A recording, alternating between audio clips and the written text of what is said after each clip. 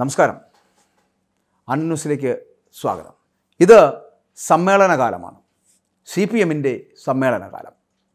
കായംകുളത്ത് ഈ സമ്മേളനകാലമൊക്കെ വളരെ വൃത്തിക്ക് നടക്കുന്നുണ്ട് എന്ന് പറയുമ്പോഴും അകത്തും പുറത്തുമൊക്കെ പുകച്ചിലാണ് എന്ന് പറയേണ്ടിയിരിക്കുന്നു. ഒന്നായി നിന്ന നേതാക്കൾ ഇന്ന് 3 ചേരിയിലായിട്ട് ചിതറിയതോടുകൂടി CPMൽ വിഭാഗീയത എന്ന് പറയപ്പെടുന്ന രൂക്ഷമാകുന്നു. പാർട്ടിയെ മോശപ്പെടുത്തുന്ന പ്രവണതകൾ നേതാക്കളിൽ നിന്നുണ്ടാകുന്നു. ഈ വിമർശനം തന്നെയാണ് സമ്മേളനങ്ങൾ പ്രധാനമായിട്ടും ഉയർന്നുകൊണ്ടിരിക്കുന്നത്. അഴിമതിയിലൊക്കെ ഇങ്ങനെ മുങ്ങിക്കുളിച്ച് നേതാക്കൾ പാർട്ടിക്ക് ബാധ്യതയാകുന്നു എന്നുള്ള ആക്ഷേപമാണ് ശക്തമായിട്ടെത്തുന്നത്. നേതാക്കളുടെയൊക്കെ BDJS ബന്ധം, BJPയിലേക്കുള്ള വോട്ട് ചോർച്ച, ഇവയൊക്കെ കായംകുളത്ത് മാത്രമല്ല കേട്ടോ, എല്ലാ സമ്മേളന വേദികളിലും ഇതുണ്ടാകുന്നുണ്ട്. പക്ഷേ കായംകുളത്തൊരല്പം കൂടുതലാണ്. നേതാക്കളുടെ BDJS ബന്ധവും BJPയിലേക്കുള്ള വോട്ട് ചോർച്ച എന്നിവയൊക്കെ ചർച്ചയാകുമ്പോഴും വിഭാഗീയത ശക്തമായതോടെ പല ബ്രാഞ്ച് സമ്മേളനങ്ങളും നിർത്തിവെക്കേണ്ടി വരുന്ന ഗതികേടിലേക്ക് CPM എന്ന് പറയപ്പെടുന്നൊരു പാർട്ടി എത്തുക. മാത്രമല്ല, നേതാക്കൾക്ക് പാർട്ടി ഘടകങ്ങളിൽ സ്വാധീനം നഷ്ടമായതിൻ്റെ സൂചനയാണ് എന്ന് പറയപ്പെടുന്ന അഭിപ്രായമടക്കം ഉയരുക. മുമ്പൊന്നും ഇല്ലാത്ത തരത്തിലൊരു പാർട്ടി ഇത്തരത്തിൽ അധപ്പതിച്ചു പോകുക എന്ന് പറഞ്ഞാൽ ഗതികേടാണ്.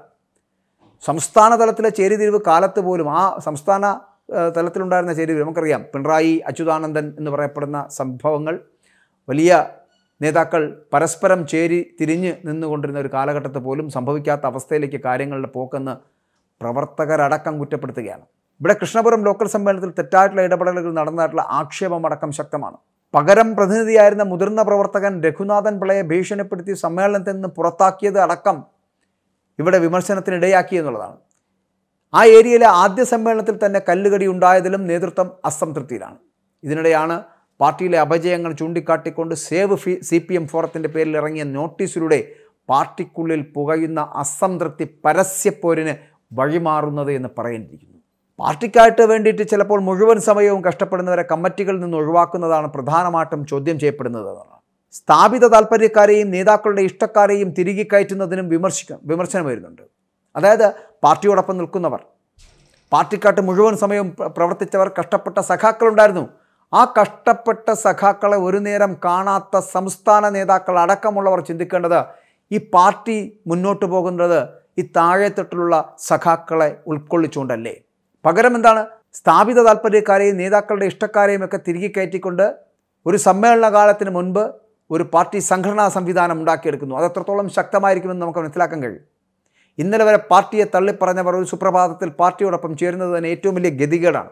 30-35 വർഷക്കാലം പാർട്ടിയോടൊപ്പം സഞ്ചരിച്ചിട്ടും ഒരു ബ്രാഞ്ച് കമ്മിറ്റിയിൽ പോലും എത്താതിരിക്കുന്ന ഒട്ടനവധി പേരുണ്ട്. CPM എന്ന് പറയപ്പെടുന്ന പാർട്ടിയെ സ്നേഹിക്കുന്ന ഒട്ടനവധി പേർ. അവർക്കൊന്നും ഇന്നുവരെയും ഒരിടം ലഭിച്ചിട്ടില്ല. എങ്കിൽ കൂടിയും അവർ പാർട്ടിക്ക് വേണ്ടി നിലകൊള്ളുന്നു എന്നുള്ളതാണ്.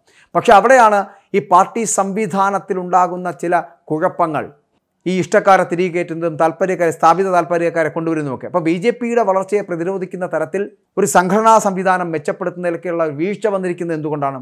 പാർട്ടിയുമായിട്ട് അല്ലെങ്കിൽ പാർട്ടി എന്ന് പറയപ്പെടുന്ന സംവിധാനത്തോടൊപ്പം ചേർന്ന് നിന്ന് പ്രവർത്തിക്കുവാൻ കഴിയാത്തവർ, അല്ലെങ്കിൽ ഇതുവരെയും കഴിഞ്ഞില്ലാത്തവർ, അവരെ മാറ്റി നിർത്തി പുതിയ സംഘടനയിൽ നിന്ന് വരുന്ന മറ്റുള്ളവരെ ഉൾപ്പെടുത്തിക്കൊണ്ടൊരു സംഘടനാ സംവിധാനം ശക്തിപ്പെടുത്താൻ ശ്രമിക്കുന്നത് CPM എന്ന് പറയപ്പെടുന്ന പാർട്ടിയുടെ അപജയമാണ് എന്ന് പറയാതിരിക്കാൻ കഴിയുന്നില്ല.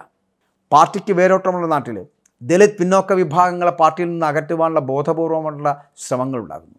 പട്ടികജാതി സഖാക്കളുടെ വിവാഹ ചടങ്ങിൽ പച്ചവെള്ളം പോലും കുടിക്കാതെ അയിത്തം കാട്ടുന്ന നേതാക്കളാണ് പാർട്ടിയിലുള്ളത് എന്നുള്ള ഗുരുതരമായിട്ടുള്ള ആരോപണമടക്കം സേവ് CPM എന്ന് പറയപ്പെടുന്ന ഫോറത്തിലൂടെ വരുന്ന നോട്ടീസിനുള്ളിൽ ഉയർത്തുന്നുണ്ട് എന്നുള്ളതാണ്. വരും ദിവസങ്ങളിൽ നടക്കുന്ന സമ്മേളനങ്ങളിൽ വിഷയം കൂടുതൽ ചർച്ചയാകുമെന്നുള്ള കാര്യത്തിൽ സംശയമില്ല. ഒരു കാലഘട്ടത്തിൽ ആലപ്പുഴ എന്ന് പറയപ്പെടുന്നത് CPMൻ്റെ ചെങ്കോട്ടയായിരുന്നുവെങ്കിൽ ഇന്ന് പല കോണുകളിലേക്ക് അവിടുത്തെ സഖാക്കൾ മാറിപ്പോയി എന്നുള്ളത് പാർട്ടിയുടെ അപജയത്തെ ചൂണ്ടിക്കാണിക്കുന്നു എന്നുള്ളതാണ്.